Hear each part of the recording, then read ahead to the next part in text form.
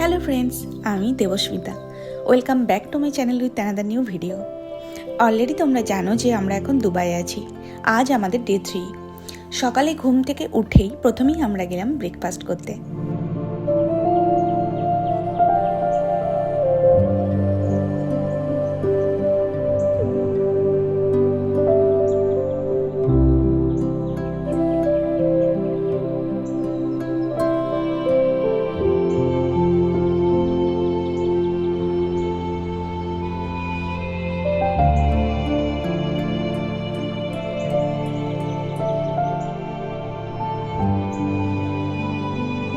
আজ আমরা প্রথমেই যাব দুবাই ফ্রেম দেখতে। দুবাই ফ্রেম খোলে সকাল 9টায়, কিন্তু আমরা একটু আগেই বেরিয়েছিলাম কারণ আমরা প্রথমে জেবেল পার্ক যাব।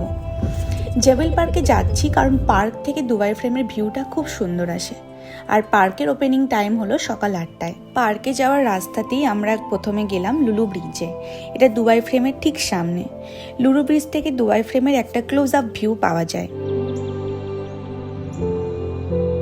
লুলু ব্রিজ থেকে আমরা গেলাম জেবেল পার্ক। দুবাইয়ের রুক্ষ কংক্রিটের বিল্ডিংগুলো আর মরুভূমির মাঝে এ যেন এক টুকরো মরুদ্যান। চারদিকে সবুজ দেখে চোখে বেশ শান্তি লাগছিল। এবার আসি দুবাই ফ্রেমের কিছু তথ্য নিয়ে। দুবাই ফ্রেম হলো পৃথিবীর সবচেয়ে বড় পিকচার ফ্রেম, যার হাইট হচ্ছে 150 মিটার, চওড়া 93 মিটার। সকাল 9টা থেকে রাত 9টা অবধি খোলা থাকে। দুবাই ফ্রেমের টিকিট প্রাইস হচ্ছে 1200 টাকা পার পার্সন। দুবাই সমস্ত জায়গার এন্ট্রি ফি বেশ ব্যয়বহুল। এই দুবাই ফ্রেমের মাধ্যম দিয়ে একদিকে তুমি দেখতে পাবে ওল্ড দুবাই, আর একদিকে নিউ দুবাই। দুবাই ফ্রেমের ভিতরে আছে মিউজিয়াম, গ্লাস ব্রিজ, তাই হাতে 1 থেকে 2 ঘন্টা সময় নিয়ে আসা ভালো। এখন আমরা চারপাশটা এক্সপ্লোর করতে করতে যাচ্ছি নিয়ারেস্ট মেট্রো স্টেশনে।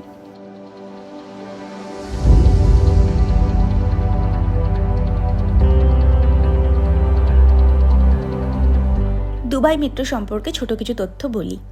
দুবাই মেট্রো চালু হয় 2009 সালে এবং যেটা শুরু থেকেই ওয়ার্ল্ডের লংগেস্ট ড্রাইভারলেস মেট্রো ছিল। বাট আনফর্চুনেটলি লাস্ট উইকে মানে 1 ডিসেম্বর 2024-এ রিয়াদ মেট্রো রেকর্ডটা ব্রেক করেছে। যাই হোক, মেনলি দুটো লাইন আছে, red and green. Red line ট্যুরিস্টদের জন্য মোর ইম্পর্টেন্ট, কারণ এটা নর্থ থেকে সাউথ গোটা দুবাইকে কানেক্ট করে। আর Dubai frame, museum of future, Dubai mall, Marina Dubai tourist প্লেসগুলোকে কভার করে। দুবাই মেট্রো ভোর 5টা থেকে রাত 12টা অবধি চলে। 3 ধরনের টিকিট আছে, mainly red, silver and gold. Ticket price পড়বে 100 টাকা থেকে ম্যাক্সিমাম 400 টাকা, depending on class and distance.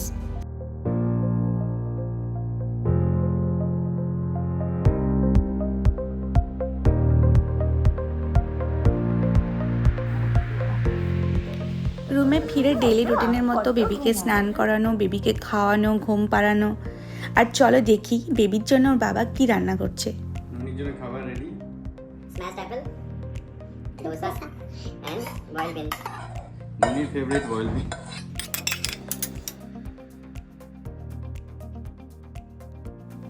Second হাফে আমরা গেছিলাম মিউজিয়াম অফ ফিউচার। আমাদের হোটেল থেকে মাত্র 5 মিনিটের হাঁটা পথ। এবার আসি মিউজিয়াম অফ ফিউচারে কিছু তথ্য নিয়ে। মিউজিয়াম অফ দ্য ফিউচার শুধু একটা বিল্ডিং বা মিউজিয়াম নয়, it's a journey through time and imagination. এটা ওয়ার্ল্ডের সবচেয়ে সুন্দর বিল্ডিংয়ের তকমা পেয়েছে ফিউচারিস্টিক টোরাসেপ্ট অ্যাট্রাকটিভ ডিজাইনের জন্য। পুরো বিল্ডিংয়ের বাইরে তুমি দেখতে পাবে আরবিক ক্যালিগ্রাফিতে লেখা শেখ মোহাম্মদ বিন রশিদ আল মকতুমের 3টি মেন কোড, যার মধ্যে একটা হলো the future belongs to those who can imagine it, design it and execute ইট।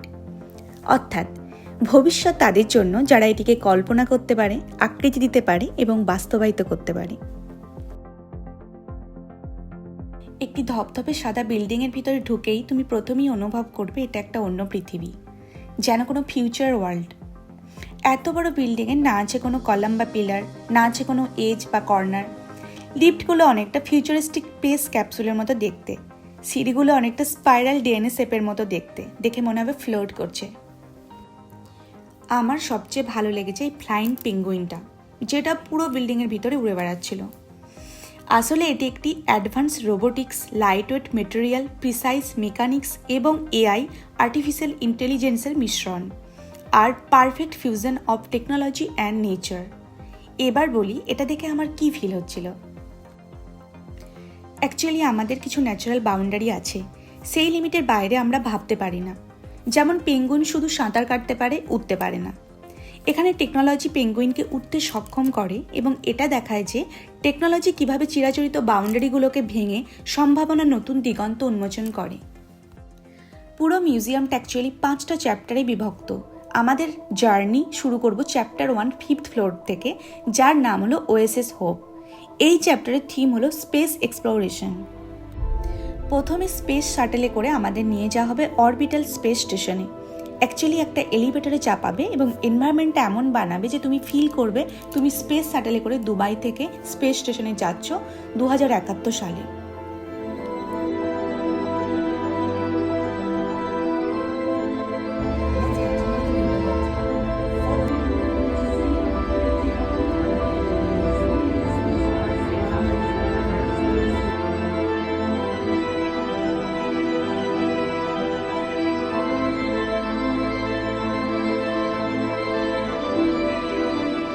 এর ঠিক একটা ফ্লোর নিচে আমরা এলাম চ্যাপ্টার 2-তে 4th ফ্লোরে।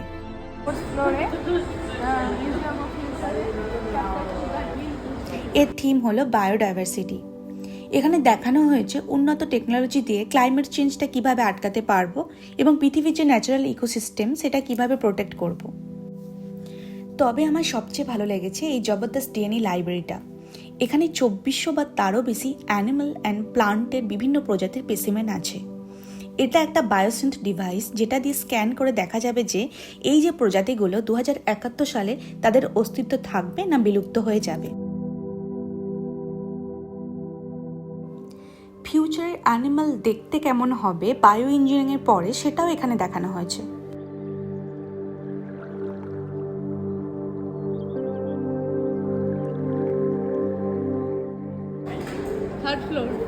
এটা হলো chapter 3।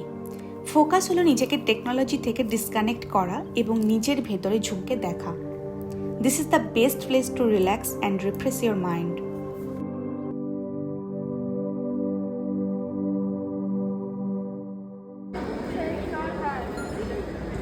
Walking is overrated. I prefer to fly, but I am not to this point. এখন আমরা আছি চ্যাপ্টার 4-এ। এখানে ফিউচারিস্টিক টেকনোলজি দেখানো হয়েছে, যেমন ভবিষ্যতের রোবট, ড্রোন, ভবিষ্যতের গাড়ি কেমন হবে, ট্রান্সপোর্টেশন সিস্টেম কেমন হবে। এবার আমরা যাব মিউজিয়ামের সবথেকে এক্সাইটিং জায়গা, যেটা হলো এখানকার ভিউইং ডেক।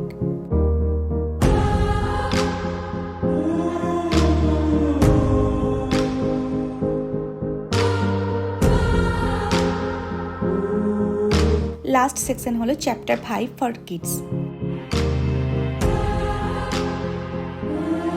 শেষে এলাম আমরা মিউজিয়ামের বাইরে বেস্ট ফটো স্পট লোকেশনে। এই আইসেফ বিল্ডিংয়ের মাঝখানের যে ফাঁকা জায়গাটা ওটা রিপ্রেজেন্ট করে আননোন ফিউচারকে, আর সলিড স্ট্রাকচারটা রিপ্রেজেন্ট করে নলেজকে। বিল্ডিংয়ের নিচে অবস্থিত সবুজ টিলাটি পৃথিবীর প্রতীক, যা ভিশন অফ ফিউচারকে মাটির সাথে জুড়ে রাখে। মিউজিয়াম থেকে আমরা বেরিয়ে এবার যাচ্ছি Dubai Marina for sunset yacht ride. এটা আমি সবাইকে রিকমেন্ড করব, দুবাই এলে অবশ্যই সানসেট ইয়াট রাইড এক্সপিরিয়েন্স করো। This is an amazing experience. সারাদিনের জার্নির পরে সমুদ্রের হাওয়াটাতে মন ফুরফুরে হয়ে যাবে।